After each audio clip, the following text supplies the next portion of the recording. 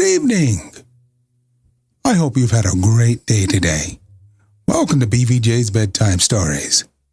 I'm BigVoicejay, and this is a show where we get you ready for a good night's sleep with public domain short stories just for you. Links to all the stories can be found at the show notes at bedtimewithbvj.com. And if you'd like to support the show, there's a Buy Me a Coffee link on every page and post. Tonight's story, White Bread, by Zona Gale. Everyone in the room had promised something. Miss Tyrus Burns offered her receipt for filled cookies. My filled cookie receipt, she says, is something that very, very few have ever got out of me. I give it to Miss Bradford when she moved away. I give it to one or two of my kin by word of mouth and not wrote down. And Carol Beck had it from me when she was married. Wrote out on note paper, formal, but understood to be a personal receipt and not general at all. This will be the first time I've ever given to make it public, and nothing on earth but the church carpet would make me now.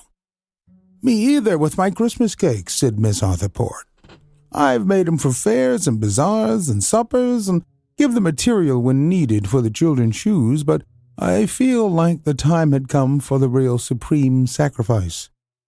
I'll put 'em in the book with the rest of you. Ms. Older's salad dressing, Ms. Eldred's fruit cordial, Ms. Ragg's mincemeat, Ms. Emmons's pie crust, these were all offered up. The basement dining room of the church was filled with women that spring afternoon, and the Spirit was moving among them like a little flame, kindling each one to giving. The place in which they were gathered, its furnace in the corner, its reed melodeon for the Sunday school, its blackboards, and its locked cupboards filled with dishes which the women had earned when a light flame quickened. This place might have been an austere height where they were face to face with the ultimate purpose of giving, of being. For abruptly, children's shoes, parlor curtains, the little hoard accumulating over back on a cupboard shelf became as nothing, and the need to be of use was on them all, like a cry involuntarily answered to a cry. That exquisite reflection of each and each was there, obeying strange laws of repetition and contagion, a gentle, positive power, infinitely stronger than the negative infection of mob violence. It was as if the very church carpet which the receipt book sale must buy was but the homely means for the exercise of the mysterious force which moved them. Save only one. Miss Jane Mellish sat by the serving pantry door, no more self-forgetful than when she was in her own kitchen. "What's the book going to be called?" she had asked when they had voted to prepare it. "The Katy Town First Church Ladies' Choice Receipt Book," they had finally decided. "How can you call it that if it ain't all the ladies?" Jane had inquired further. "Some of the ladies ain't got a choice receipt to their names, nor their brains." "Such as ain't can see to the printing," Miss Tyrus Burns suggested. "Would you rather do that, Jane?" she added tartly. Jane's lips moved before she spoke, a little helpless way that they had, as if they were not equal to what they must do. "Who's going to write the dedication?" she asked. No one had thought of a dedication, but it occurred to no one to question it, and the answer was inevitable.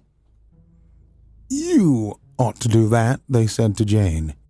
For who else of their number had ever published poems in the Katy Town at Bedtime? And whom else had its editor asked to do special funeral and wedding write-ups? Jane nodded in hidden relief, and presently faced the question which all along she had been dreading. Now, bread. "We'd ought to have some real special breads," they said. "Who's going to do them? Miss Holmes's salt-rising bread? Miss Jacob's potato bread? Miss Grace's half-gram and half-rye?" These were all offered. It was Miss Tyrus Burns who said that which they were all thinking. She turned to Jane Mellish. "Land, Jane," she said, "would it be to have your white bread receipt for our volume?" At this a hush fell, and they looked at Jane. For years her white bread receipt had baffled them all. Nobody made white bread like Jane, and no one could find out how she made it. whether by flour or mixing or, as some suspected, a homemade lard or an unknown baking powder or a secret yeast packed in occasional boxes from Jane's relatives overseas. Whatever the process or the component, she kept it. After a few rebuffs, Katy Town understood that the bread was Jane's prerogative. So they praised it to her and experimented privately and owned to one another their defeat. No one ever asked Jane any more. When Miss Tyrus Burns did so, the silence was as if someone had spoken impertinently or had made an historical reference too little known to be in good taste or had quoted poetry. "I'm going to compose an original dedication," Jane said stiffly. "I guess, ladies, that's my share." Miss Tyrus Burns sighed. "Most any of us," she said, "could start up a dedication to a book. Or we could even go without one if we just had to. But that white bread receipt of yours had ought to be in this book by rights, Jane Mellish, with a page all to itself." Jane was silent, and when little Miss Cold, of her heart's goodness, relieved the moment with, "None of you offered to give my cream cake a page all by itself," I noticed everyone laughed gratefully and spoke no more of Jane's bread. Jane walked down the street with the others, and she knew of what they were thinking. When she turned alone into her own stint under the new buds, she went with a sick defiance, which her elaborate chatter about house-cleaning had only scotched. She left her door open to the friendly evening. The rooms were pleasant and commonplace in the westering light. Her dress was to be changed. There were suppers to get. Her clothes had come home and were waiting to be sprinkled. But all those were secondary to the disturbing thing. Miss Tyrus Burns always did make things disagreeable for everybody, she thought. Why should she say what bread should go into that book and what bread should stay out? Grandma Mellish was in the kitchen. She had an airy room of her own, and the other room was warm enough for comfort, but she sat in the kitchen. Sometimes she spent wakeful nights there. "The other furniture bunts out at me," the old lady had said. "I see it's there. In the kitchen I can think things without truck having to be looked at all the time. Can't I sit where I want?" she would querulously demand of them. Of late she had become querulous, too, about certain grinning faces on the cook stove. "They're making fun of what they think you be," she said once. "You can stand there frying things as moral as the minister, but you can't fool them faces. Dumb 'em." She sat in the kitchen now, patching a roller towel. "Be they done clacking?" she inquired as Jane entered. With the tablecloth in her hand, Jane stooped to her, told her about the book and the new church carpet. "They want I should put my white bread receipt in," she said. "The brass," said Grandma Mellish shrilly. "The brass!" "Ain't it?" Jane said, softening to the sympathy, and stopped in her journey from cupboard to table to tell more of the meeting. The old woman listened. She was very bent, and to listen she looked over her stooped shoulder, her lips parted and moving in her effort to follow. "The brass," she said again. "That receipt's yours. I don't know how you make it, and I live in the same house with you. They'll want the hair off your head next. What you gonna do for their book?" "It's my book, too," Jane said. "It's our book, I suppose. It ain't all theirs. I'm going to write the dedication, giving it away on the front page, you know." Said Grandma Mellish. "Well, just you make it flowery enough and put in enough love and heaven, and that'll be enough to satisfy 'em. They'll want to close off your back next." She broke off and shook her fist at that grinning faces on the cooking stove. "Weren't you smirking at Dratchy?" she inquired. When supper was ready, Jane went out on the porch, and there, in order to be away from the droning voice, she waited for Molly. Molly was late, but Jane was not hungry. The feeling of sick distaste had persisted, so that it was almost physical nausea, and this the old woman's words, which had first soothed her, now some way intensified. What was she caring so much about, she asked herself indignantly. The bread receipt was hers, and that was all there was to it. It had been brought from the old country by her great-grandmother Ostilda, and had been handed down from mother to daughter. She remembered how jealously it had been guarded by her own mother, who had brought the receipt west with her when she married, and straight away in her hometown her bread had become an amazement. Her mother had always made the bread for the communion services, and so had Jane. In a fortnight more, Jane would be making bread for the spring communion of the First Church. I do enough for them. I guess I do enough for them with my receipt, she thought. Besides, it's Molly's. I ain't the right to give away what's Molly's. Molly, coming from her school, seemed not at all disturbed about her rights. She had been teaching for 2 years, but she had looked like a schoolgirl herself as she came round the house. She came bareheaded, save for a flutter of white veil on her hair, and she was always like one who was met at a day's beginning, and not at an ending. Only tonight there was a cloud on her face, no larger than the white space between her brows. But her mother saw. "What is it, Molly?" she asked. But the girl laughed and ran upstairs, and managed to keep off the question until supper was done. She had eaten nothing, however, and Jane had eaten nothing, because that sick sense of something wrong possessed her. Only Grandma Mellish ate steadily. "What is it, Molly?" her mother asked again, when the old woman had finished. "Well, Mother, darling," Molly said, "Ellen Burns has come back. At least she sent word she's ready to take the school. They've offered it to me if I want to stay. But what?" Jane said sharply. "I can't keep it," Molly answered. "It was her school. I was just a supply while she was sick. Now she's well and she wants it back."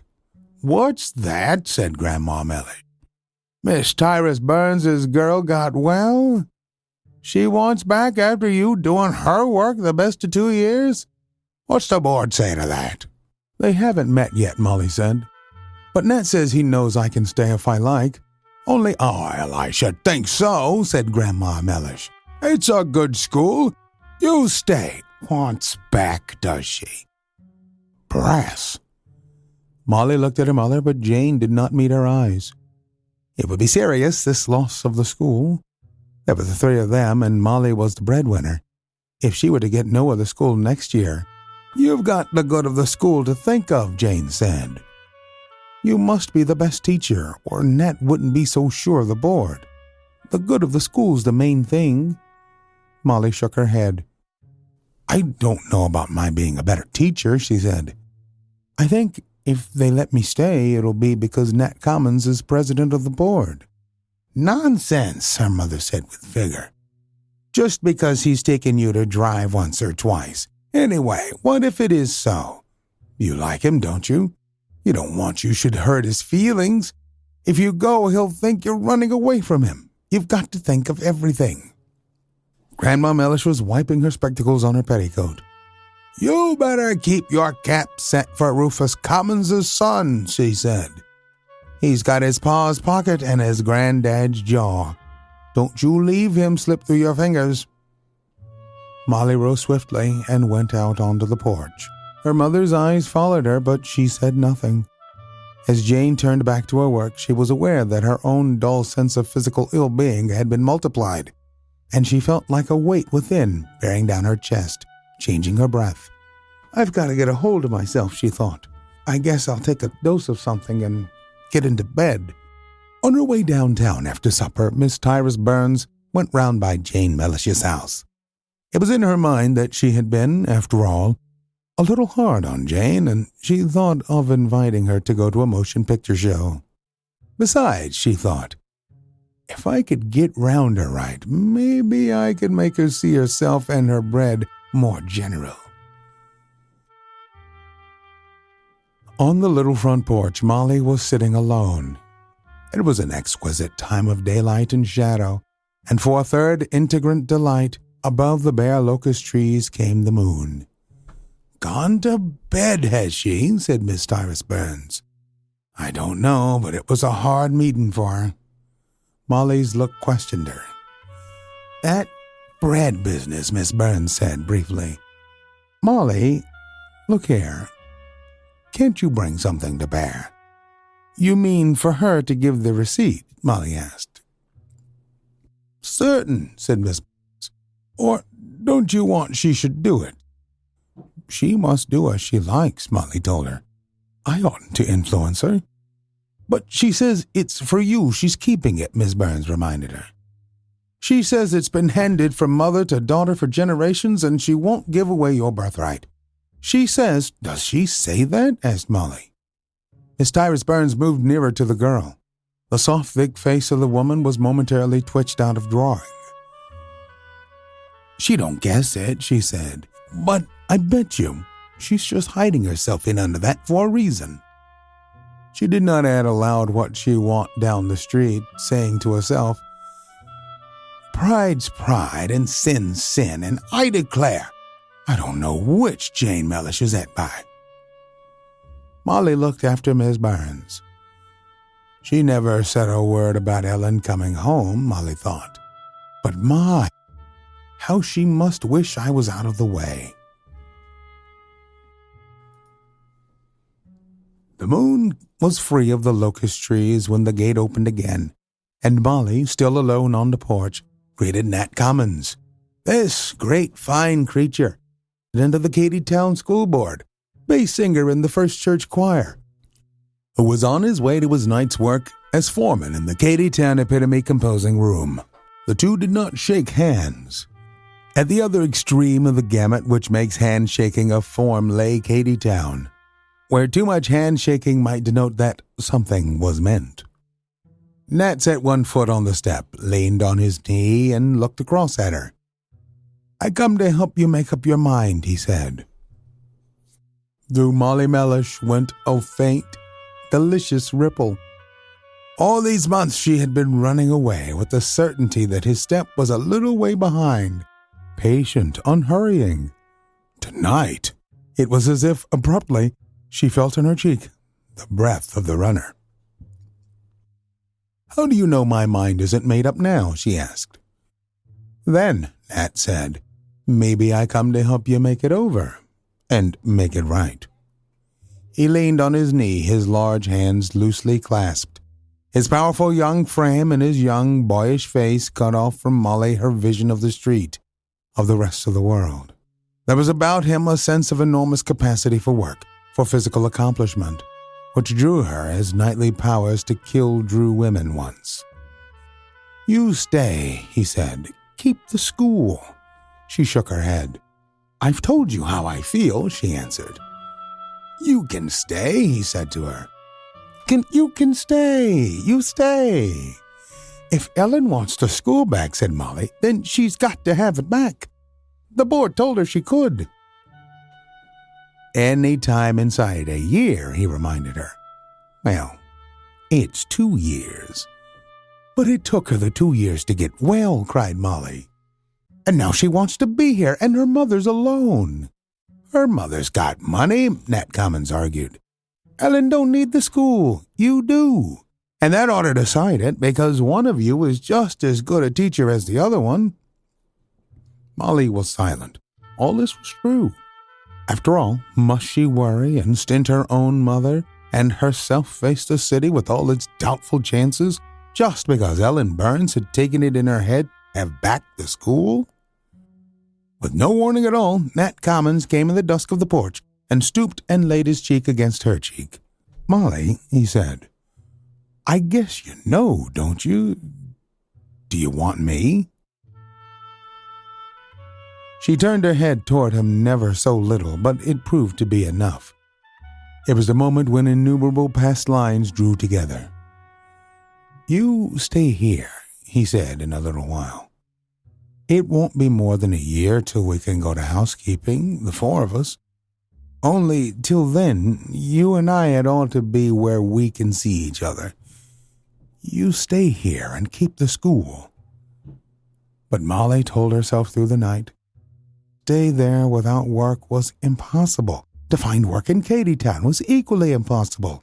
Why should not Ellen Burns come back and live there quietly until the year was past, and then take back the school? Ellen Burns, to whom the salary was not important. Ellen Burns, who had no trousseau to buy. A little while after dawn, she heard her mother walk through the hall. Molly dressed and went down.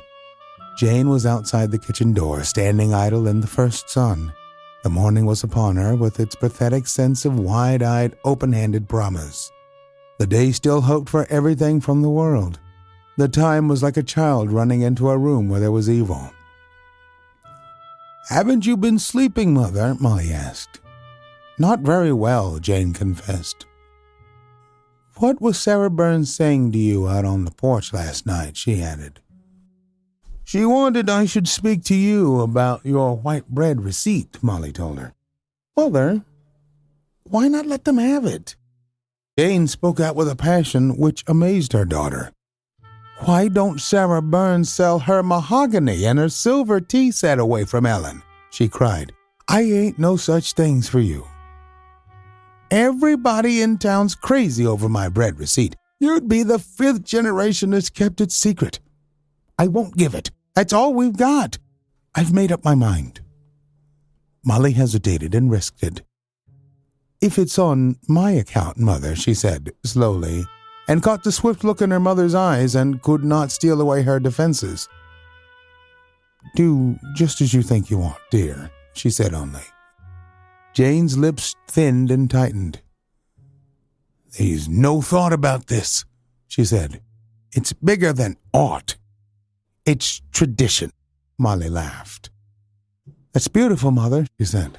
"Tell me," she added, "did you know what Nat said to me on the porch last night after Miss Burns went?" Jane's look questioned and the girl's look answered. "You knew what I'd say to him, didn't you, Mother?" said Molly.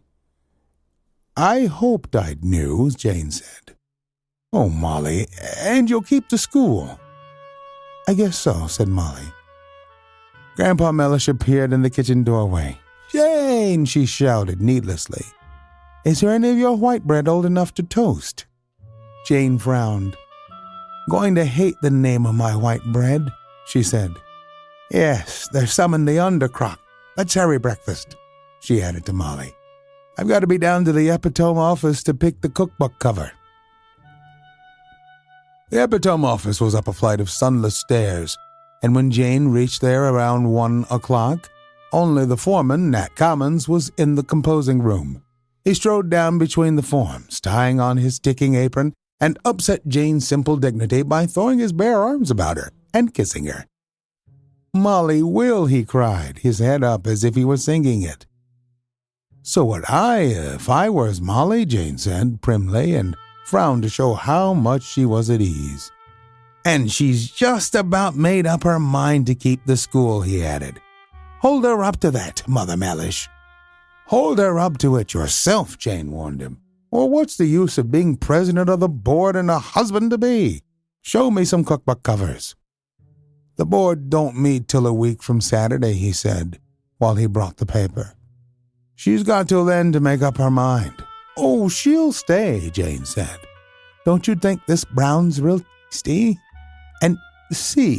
And see that you give me a nice border around my dedication. I laid awake last night and got it half-wrote." The others of the committee arriving, the cookbook took shape before their eyes. It was Nat Commons's ardent hope to give them a different tailpiece for every page. And indefatigably he brought them proofs of dolphins and torches and serpents and ram's horns. "Land, what's this?" Miss Arthurport demanded. "Looks like 2 loaves of bread. Jane, this must be to go to the foot of your white bread receipt, or thing." "That's an open book," Jane said tartly. "What makes your joke so heavy, Marthaport? Your own heft, maybe." "Well, we've been thinking and talking about you and your bread so much since yesterday. I suppose I've got bread on the brain," Miss Port replied humbly. "Must be a surprise to have something on the brain," Jane offered. "Now, black ink or gold, ladies?" she wanted to know. "Black ink," voted Miss Arthurport with sudden energy. "We can't stand the expense of the gold, with some folks holding back stingy on the book's insides." Back in her kitchen, Jane Mellish turned with definite relief for the sympathy and endorsement of Grandma Mellish. The old woman was before the stove again. "What do you think?" Jane shouted, sitting on tin wood box beside her. Them women can't leave me alone. They keep harping away on my bread receipt." "Hey," said Grandma Mellish. Jane said this once more, her indignation a little touched with impatience. "Hey," said Grandma Mellish in exactly the same tone. This was evidently one of her ways of entertainment. She had whole days when it was almost impossible to communicate with her, though nothing intervened save her unvaried interrogative. "My white bread, my bread receipt," Jane screamed, determined on sympathy at any price. "They want to get my white bread away from me." "Eh?" said Grandma Mellish. But when Jane had turned from her, despairing of rapport here, the old woman relented. "Tell 'em," she said sharply. "Tell 'em to go plumb to thunder. Tell the whole church to go plumb to thunder. Tell 'em nothing in their book is fit to eat at a heathen's picnic. Tell 'em you wouldn't buy it for nothing at a junk shop. Tell 'em to go right along plumb to thunder, afoot or a horseback." There, Jane cried and hurried from the room. "Hey," said Grandma Mellish, and began all over again. Molly found her mother with tears on her face. "Mother," Molly cried, "you're being miserable over that old bread. It isn't worth it. You go downtown and see if you can find something for supper," Jane said only and drew away. Nobody on earth understands just the way I am, Jane thought bitterly. Not even Molly. What do they have me make the communion bread for if it ain't something everybody can't do? I've a good notion to tell 'em I won't never make another loaf for 'em. Nevertheless, on the night before communion, 2 weeks later, Jane set sponge as usual for her bread. It was a task in which she was always delighted.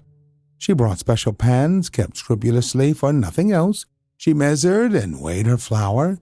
For years she had dissolved her yeast in the same blue cup. She moved along her ingredients like a priestess.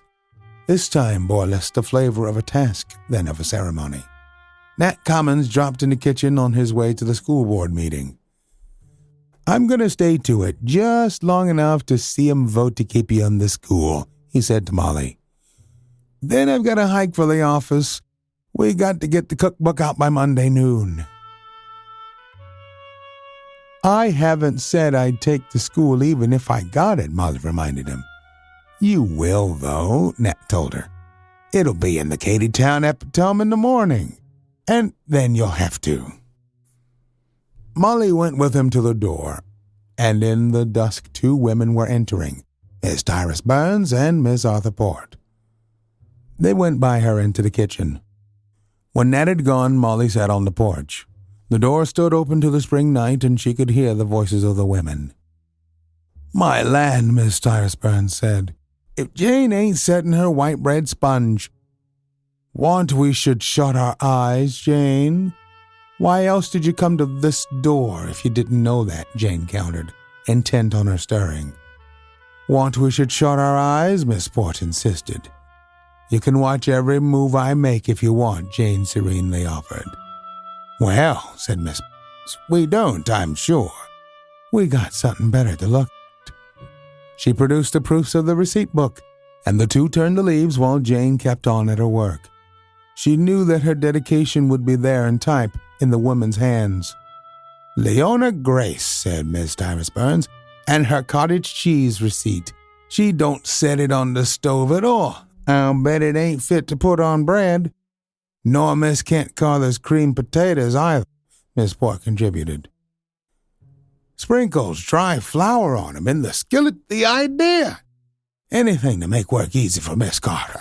She's ashamed to fuss decent." "I don't care what anybody says," observed Miss Burns. "My mustard pickles is something elegant. They took me 3 whole forenoons, letting the sauce set and adding in gradual. No shirking there." "Me either, on my tartar sauce," Miss Port supplied. 3/4 of a cupful of oil, 1 drop at a time, stirring constant. You can't do it right, with the chopped stuff and all, in a minute under 2 hours, unless you slight somewhere. Same with Miss Bowles' German kisses," Miss Burns explained.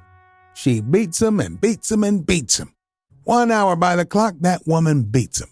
I'm crazy to try that receipt." Jane, beating steadily at her sponge, stood this as long as she could. "What do you think of the dedication, ladies?" she asked finally. The two women turned to her with humbly admiring faces. "It's beautiful, Jane, just beautiful," Miss Burns told her. "There could no one have expressed it nicer." "I said that when I read it over," Miss Port added. "I said, she's done it this time. Where anybody else would have used one word, Jane Mellish has used two." "Hold on to your bread receipt if you want to," Miss Burns told Jane. "You've earned the right to be stingy till the day of your death, I say." "What do you do?" Miss Port asked her curiously. "Sit around and lay awake nights and get points and then write 'em up?" "Something like that," Jane returned modestly. "Whether it's white bread or whether it's poetry," said Miss Tyrus Burns with a laugh, "Jane keeps it to herself." She opened the book and displayed a blank page. 31 pages of food and dedication and title, she observed, besides the cover, and 32 pages in the book altogether. "There's just one blank page for your receipt, Jane. Better use it up." Jane beat at her sponge. "I should think, Miss Port, you'd be ashamed to withhold so from the Lord, Jane." Jane beat at her sponge. "The Lord wouldn't earn a cent more by my receipt being in," she answered. "Earning money ain't all the Lord thinks about," Miss Burns returned tartly. "There's such a thing as sacrificing for a sweet savor." "You tend to your own sweet savors, Sarah Burns," Jane flashed, "and I'll tend to mine." "Nat Cummins has promised him for the Monday meeting," Miss Port put in. "Maybe Jane can see light by then." "Some do. Give 'em time." Jane beat at her sponge. Molly, on the side porch, felt dull wonder that anyone could be so interested in the matters of which these women talked. As for her, she wanted her thought free to go to Nat and to plan the details of her simple wedding finery. Beside her own sharp sense of this muslin and that silk to buy, her mother's passionate guarding of the secret of the bread of 4 generations seemed to Molly as insubstantial and unallied to the realities as was the hair wreath in the parlor. She strolled down to the gate, between flowering currants. The women emerged, and Miss Port went through the garden to her own house. Miss Tyrus Burns lingered. "I got a letter from Ellen today," she said to Molly, "and her picture." "Oh, how does she look?" Molly asked, and tried not to show her slow-mounting discomfort at this mention of Ellen Burns. "Walk along with me and I'll show it to you," Ellen's mother said. They went on together, Miss Burns talking of Ellen. Her illness had left her. She had been visiting in the mountains. She had taken a 10 days motor trip. As this woman talked, Molly looked at her with attention. She was a large, pale creature, with fat cheeks and shapeless ears dragged down by old earrings. She wore a rough coat, too tight across the chest, and there her large veined hand was outspread. She had on a heavy wedding ring, which cut her thick finger. Her hat, trimmed in front with the weight of short, straight tips, bore down upon her forehead like a constant experience. Her footsteps were heavy and flat on the board sidewalk. She was an ugly woman. "Ellen's been a great comfort to me," she said many times. "As a little girl, she was always a great help to me." "It's fine to know she's well again," Molly ventured. "Sometimes I think it's enough to know that she's in the world, and, well, even if I never see her again," said Miss Tyrus Burns. She lived alone, and when she had taken the key from the saucer of a plant, they went into the quiet rooms, which yielded nothing to one entering. The old furniture was crystallized in some motionless medium. The rooms paid no attention to anyone. Ellen's picture was in the parlor. There the hush was more prominent than the furnishings. All had been as it was for a very long time. Old reasons for arrangement had disappeared, but the arrangement stayed. The clock was wrong. The crayon portraits were almost certainly of those no longer living. There was an odor, not of padded carpeting, not of damp wallpaper paste, not of chimney soot, an odor unallied to rooms where folks go and come. "Have a seat," said Miss Tyrus. "I think you'll find that the most comfortable chair is this one. It's the one my husband was always partial to." She brought Ellen's photograph. The picture showed a pretty, open face with a touch of settled sadness which ill health gives. "She's an awful good girl," said Miss Tyrus Burns, "and she was always a good baby. She was never much of any trouble to me. When she was a little thing, I used to take her with me to ladies' aid meetings. She never sat still. She never teased for anything. She was always a child you could easy give to understand things. She never took advantage. When she got through the high school, I wanted she should stay home here with us. But no, her pa wanted her to have something. I guess he never did know what. And after that, she taught till she got sick. I feel she's been give back to me from the dead. For a long time, I just about knew what happiness was every time I said over, 'She ain't dead.' Yes, it's a good photograph. Her waist draws a little mite at the shoulder seam, though, don't you think?" Molly listened. All her life she had known Miss Tyrus Burns. She might have known that Miss Tyrus Burns felt all this for Ellen, but to hear it said was like uncovering a new relationship. Miss Burns set the picture in its place before the ebony horse, which forever stood with one uplifted foot. "Molly," she said without preface, "I want you to know, I ain't mighty feeling about you not giving up the school to Ellen after 2 years so." "Who said I wasn't going to give it up?" Molly asked. "Why," said Miss Burns, "I took it for granted. Nobody in their senses would. You want your school, and it's yours to keep a hold of. Ellen ain't no claim." "But she won't come back here without a position?" Molly asked. "No," her mother asked. "She'll probably go somewhere else." "But you want her to come back," Molly cried. "That ain't it," said Mrs. Burns. She took down the photograph again and wiped the dust back from the face. Then she moved about the parlor, touching this or that to rights, picking up a red berry fallen from the asparagus in the fireplace, finding a raveling on the rug. Her hands had done much hard work, and they were shiny and dark between the cords. Her hair was somewhat fallen, and the throat of her dress was badly fastened. In the midst of her plain and paltry belongings, this woman moved as instinct with wistfulness, with hope, with resignation, as if she had been any beautiful being. And abruptly, as she looked, Molly Mellish seemed to pass over into the woman, and to become identical with her. And then it was something more. For, with no harbinger of the miracle within, the girl suddenly knew all the wonder of wanting a blessing for the woman more than for herself, just as if Miss Tyrus Burns had been someone whom she very much loved. Molly had wanted things in this way for her mother. As a matter of course, she would rather that her heritage should come to her mother than to herself. And now this process of preference was simply extended, and quite surprisingly, it embraced Miss Tyrus Burns. Molly rose. "I haven't told anybody yet what I'll do," she said. She never forgot the leap of hope which flamed for a moment in the mother's eyes. "Why, I never dreamed, but you'd keep the place," Miss Tyrus Burns said. "Anybody would." Molly walked home in no agitation, no debate. Her mother was not in the kitchen.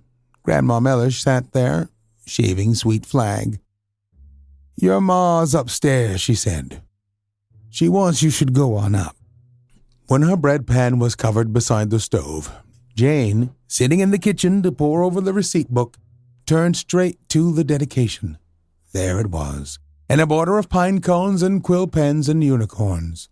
Someone had said that we are what we eat. It is well known that food makes people what we are. The idea that getting up a meal is a moral responsibility is in everyone's head, more or less. As the poet Pope has said, who can live without cooks? God commanded the first pair to eat of the fruit of the fields. They probably did so for some time. Did they cook it? We can only surmise. The likelihood is that they did not. Who can tell? But what if Eve had been able to cook right? She wouldn't have been reduced to raw apples, and so her and Adam had not been driven from the garden with the flaming sword. Mother, what sacred feelings pack that name? Who can remember their mother without remembering some of what she could cook? It is part of the divine something which hems mothers round. In making up this little book, therefore, we have a purpose much wider than more palatableness. Our roots go deeper. We make this receipt book an offering to the ideal, a sweet savor and flavor unto the Lord. Jane Mellish.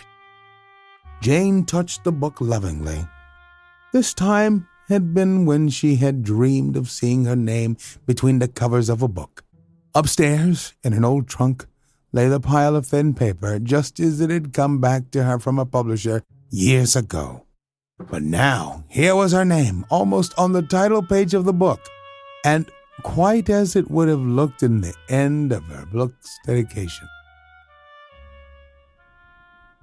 "See, Grandma," she cried, as the old woman came into the kitchen. "I can't see," said Grandma Mellish, "but if you've stuck it full of love and God, they'll think they'll like it. Did you?" "I'll read it to you," Jane said, and did so, though she knew that the old woman could not hear. Jane loved to read it through. "In offering to the ideal, a sweet savor and flavor unto the Lord," she ended. "Sit around here where them dumb faces can't see me," Grandma Mellish said only. "You didn't give 'em your white bread receipt, did you?" she demanded shrilly. "I should say not," answered the author of the dedication. "Them aid societies is a brassy lot," the old woman volunteered. "Always got their claws out for somebody's snuff box." "Do you like the dedication, Grandma?" Jane asked. "It's good enough, what there is of it," said Grandma Mellish. "And there's enough of it, such as it is." "It's most like I'd wrote a book," said Jane, fingering the pages. "If I'd had a poem in here now..." Suddenly, she sat straight and stared down at the leaves. She had come on the blank page, the 32nd page, at the book's end. Why not? Why should she not have a poem of her own? Her sewing machine stood in the kitchen. In its top drawer was an old account book, long and narrow, which just fitted in above the spools and the button box. It was scribbled in pencil, pages of verses. They had been written while fires were kindling, while flat irons were heating, while the potato water was boiling, while Jane was waiting for her bread to come out of the oven. Only within the last few years had Jane begun to face the fact that she should never publish a book of poems. Her thought went out now to some verses which of late she had set down at the news of the death of a little child in the neighborhood. These were, she felt, the best that she had ever written. They had come in real stress of feeling at dawn, when she and Molly had returned from that house of mourning. She found the verses, read them over by the light of the bracket lamp. "Oh, he was born the other day, and now he is no more. He never lived a word to say, and still he is no more. Why was he let live if he no larger grew? Oh, little life, you can give more than we ever knew.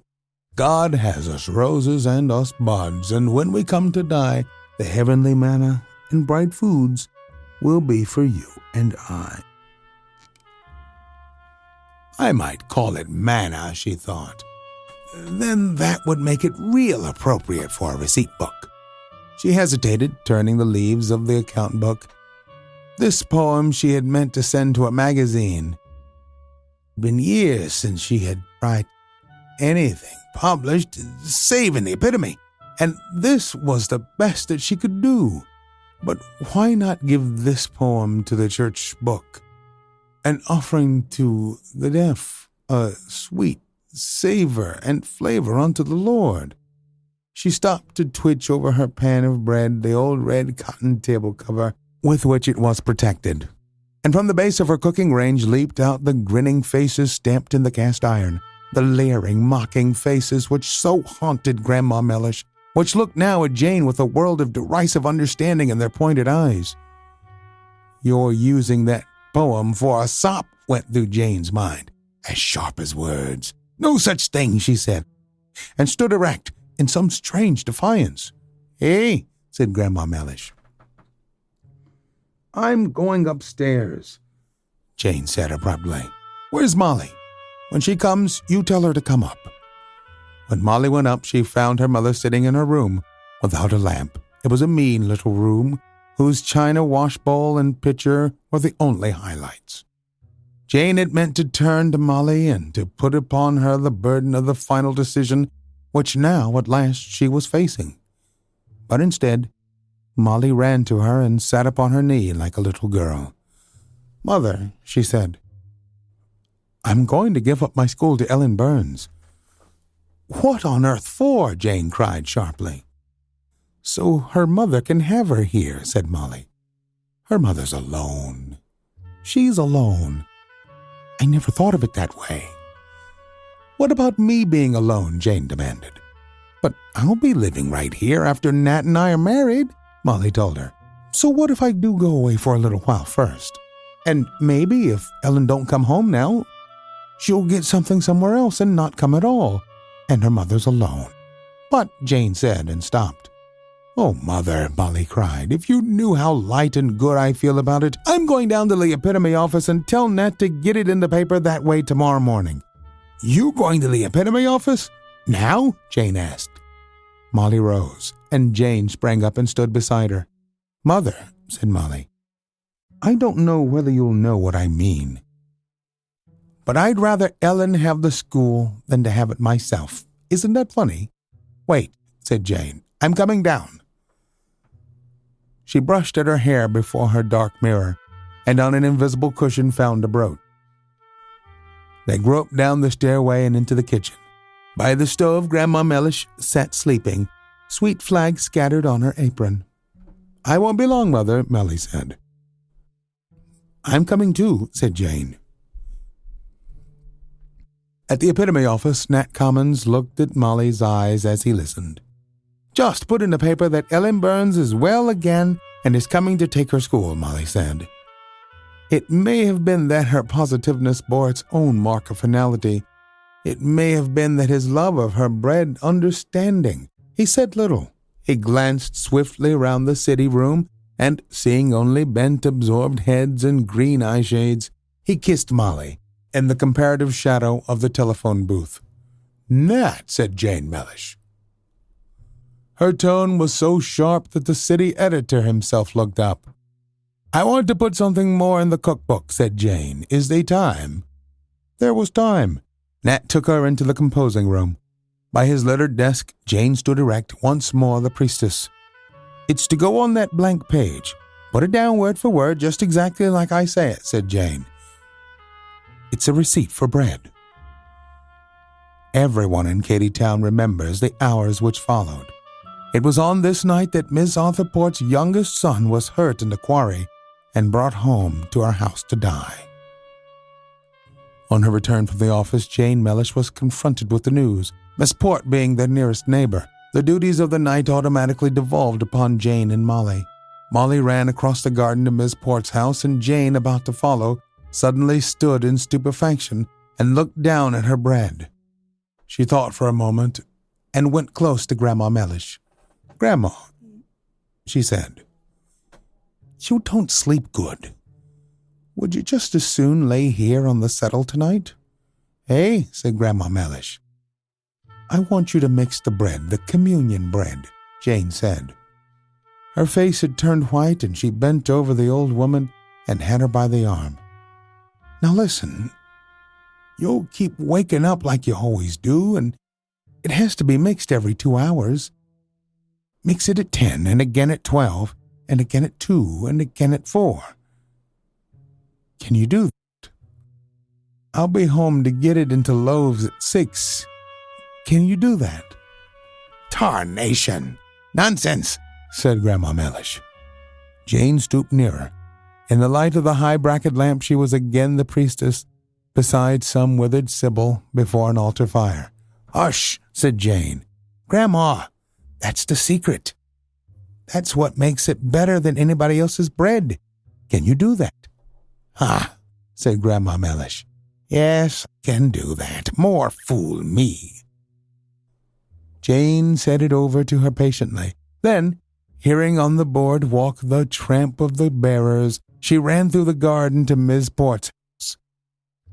A sense of fear and solemnity was on her. Twice in an hour she had said aloud the secret of the 4 generations, and Miss Arthur Port's son was being brought home on a stretcher. Communion Day in the Katytown First Church was a day of deep religious and social import. On that day, there seemed some return of all the rich reticence of the more formal church interiors, now long lost in democratizations. For the white cloth-covered table, the tall necks of the decanters, the silver goblets, and the heaped flowers in themselves gave to the time a sense of the ceremonial.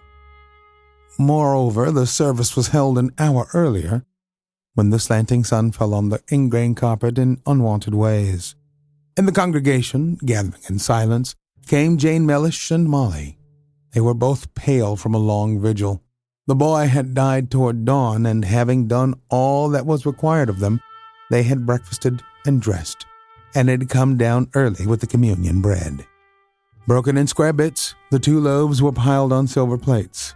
White, firm, light, its delicate crust delicately browned, Jane saw her bread borne down the aisle with the formal sweep of an elder's arm. She tasted anxiously and bowed her head on the folded handkerchief in her gloved hands. And her consecration was all compact of thankfulness. Never had her bread been more delectable. Miss Burns, whose pew was behind Jane's, leaned forward as the hymnals rustled. "I declare, Jane Mellish," she whispered, "that bread is sacrilegious. It's so near without a fault. It's a wicked crime it ain't in the book." The receipt book was announced in the church notices, a volume of the choicest receipts of all the ladies of the congregation, the minister said, and Miss Tyrus Burns poked Jane slyly. "Ain't you shamed to death in ashes?" Miss Burns whispered. Jane smiled and found the hymn number and sang. At the close of the service, they all came forward, as they always did, to welcome the new members with the hand of fellowship and to praise Jane for her bread. She listened, only half hearing, and when this was done, she walked home with a strange, sweet singing in all her being. She had done it. She had done it. Something right had come into the world through her. There was no dim prescience of the time when the birth of a right should be in itself a thanksgiving. Jane's joy was innocently bound up with her own personal triumph. "It was a grand communion," she said fervently to Molly. "Oh, Mother," Molly said, "Miss Tyrus Burns kissed me." In the kitchen, Grandma Mellish sat, trim in her white apron for the Sabbath. "Many out?" she demanded. "Yes, a big congregation," Jane answered. "How'd communion go?" asked Grandma Mellish. "Same as usual, I guess," Jane told her. "Many confess?" the old lady wished to know. "1," Jane told her complacently.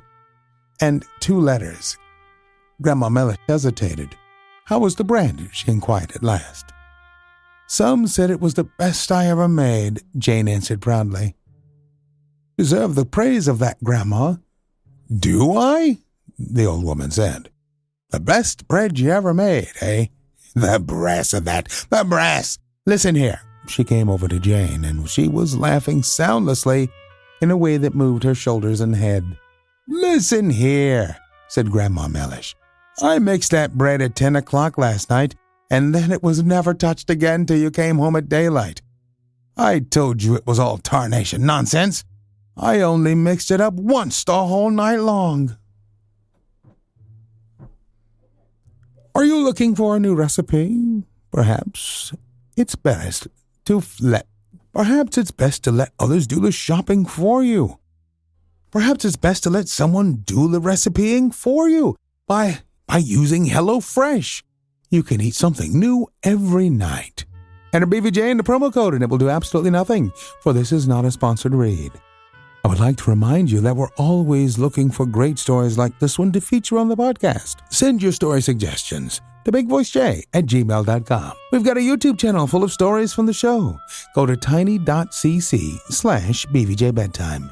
Don't forget to leave us a review on Apple Music. It helps to spread the word that we're putting people to sleep every single night.